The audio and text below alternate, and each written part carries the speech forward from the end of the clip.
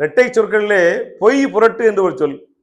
பொய் நமக்கு தெரியும், இல்லாத ஒன்றை சொல்வது, நடக்காத ஒன்றை நடந்ததாக சொல்வது, நடந்த ஒன்றை நடக்காததாக சொல்வது, இந்த உலகத்தில் இல்லாத ஒன்றை இருக்கிறதாக சொல்வது, இருப்பதை இல்லாமல் மறைப்பது, இது பொய். நடந்ததே இல்லைன்னு சொல்லுவோம், அதான் பொய். பொய் புரிகிறது புரட்டு. இரட்டை சொல்ல பிரச்சனையே இரண்டாவது சொல்லு புரியாது.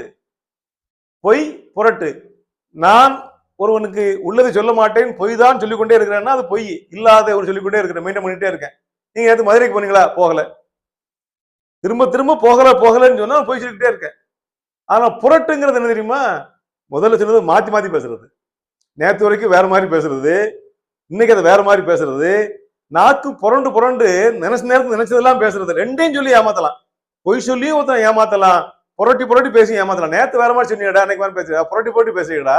அப்போ நான் பொய் சொல்லியும் அதோட புரட்டி புரட்டி பேசியும் குழப்ப முடியும். கோர்ட்ல போய் பொய் சொல்றான், புரட்டி புரட்டி பேசுறான் நீதிபதி அவர்களே, ஒன்னும் புரியல என்று புரட்டி புரட்டி பேசுவதும் ஒரு ஏமாற்று, பொய் சொல்வதும் ஒரு ஏமாற்று. பொய்யும் புரட்டும் சேர்ந்திருந்தால் என்ன ஆகும்?